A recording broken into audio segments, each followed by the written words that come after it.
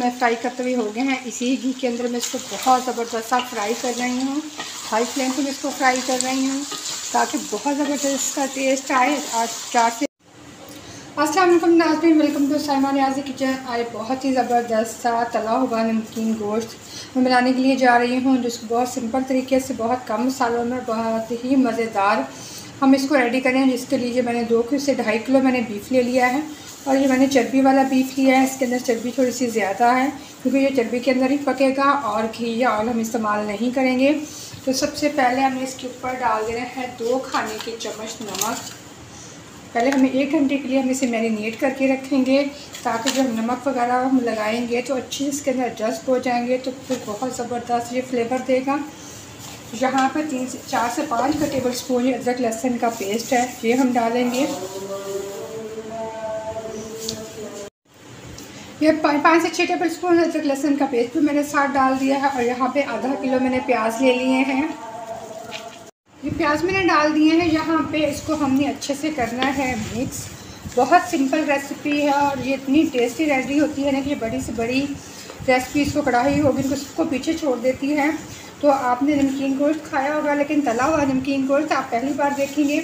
हम इसको बहुत ज़बरदस्त रेडी करने वाले हैं। ये तला हुआ नमकीन गोश्त बहुत ज़बरदस्त रेसिपी है, सिंपल सी रेसिपी है और इतनी लजीज है कि जब आप बनाएंगे तो आप उंगलियां चाट जाएंगे।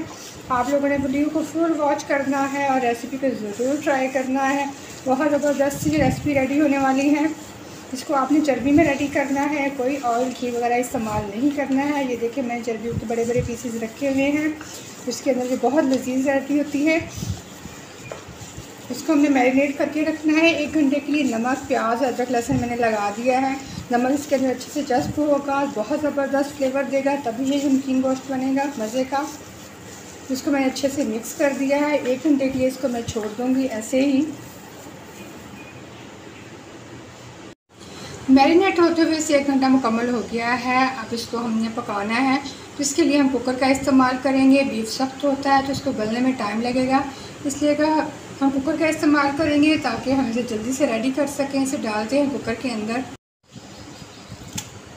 सारे बीफ को हम कुकर के अंदर डाल देंगे ताकि जल्दी से हम अपनी मज़ेदार सी रेसिपी को रेडी कर सकें। कुकर के अंदर सारा बीफ मैंने डाल दिया है। यहाँ पे 1 कप मैं पानी का डाल दूँगी। हम ज़्यादा पानी नहीं डालेंगे क्योंकि बीफ भी अपना पानी छोड़ेगा। तो इसको सबसे पहले हम बॉईल करेंगे। ये देखिए बीफ को हमारे बॉयल आना शुरू हो गया है, तो इसको अब हमने लगाना है वेट प्रेशर।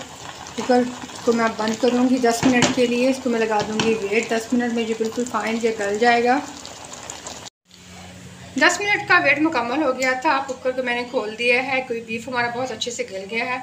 अब इसको हम डालेंगे खुले बर्तन के अंदर। कढ़ाई ले ली है, इस यहाँ पे बड़ी कढ़ाई मैंने ले ली है, इसके अंदर मैं डालूँगी। ये मैंने जो 1 कप ही पानी का डाला था, एक्स्ट्रा पानी मैंने नहीं डाला था, वो उसका अपना ही पानी है। तो इसको ये सारा निकाल लिया है मैंने इसे कढ़ाई के अंदर। और कढ़ाई को फिर से रखेंगे हम चूल्हे पे। तो ये सारी हम इसको करेंगे रेडी। चूल्हा मैंने जला दिया है, आग को मैंने हाई पे रखा हुआ है। अब इसे हाई फ्लेम पे हमने पकाना है। उसके जो थोड़ा बहुत पानी है पहले हम वो खुश्क करेंगे, फिर बहुत ज़बरदस्त उसको हमने भूनना है घी के अंदर। जो हम तला हुआ नमकीन गोश्त बना रहे हैं तो इसको हमने अच्छा सा तलना है। बहुत ज़बरदस्त रेडी होने वाली है, बहुत ही टेस्टी रेसिपी रेडी होगी ये। आग को मैंने हाई पे रखा हुआ है, हाई फ्लेम पे मैं इसको पका रही हूँ। थोड़ा सा जो इसके अंदर पानी था वो खुश्क होना शुरू हो गया है। ये देखें पानी को हमने मुकम्मल खुश्क करना है। हमने इसके अंदर किसी ऑयल का घी का इस्तेमाल नहीं करना। जो इसके अंदर चर्बी थी वो भी घी छोड़ेगी, उसी के अंदर हम इसको अच्छे से रोस्ट करेंगे। बहुत टेस्टी बहुत यम्मी रेसिपी रेडी हो रही है। वीडियो को फुल वॉच कीजिएगा।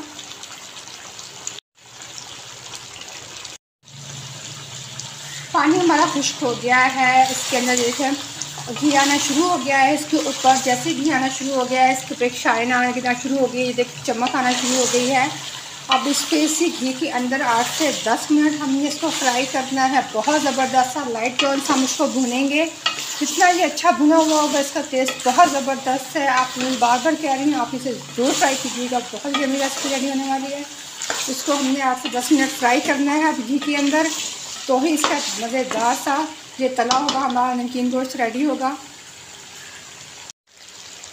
देखिए इसका अपना ही छोड़ा हुआ है, 3 से 4 मिनट इसको मैं फ्राई करते हुए हो गए हैं। इसी घी के अंदर मैं इसको बहुत ज़बरदस्त सा फ्राई कर रही हूँ, हाई फ्लेम पे मैं इसको फ्राई कर रही हूँ ताकि बहुत ज़बरदस्त इसका टेस्ट आए। और 4 से 5 मिनट इसको मैं मज़ीद फ्राई करूँगी यहाँ तक कि हमारा गोश्त लाइट ब्राउन हो जाए।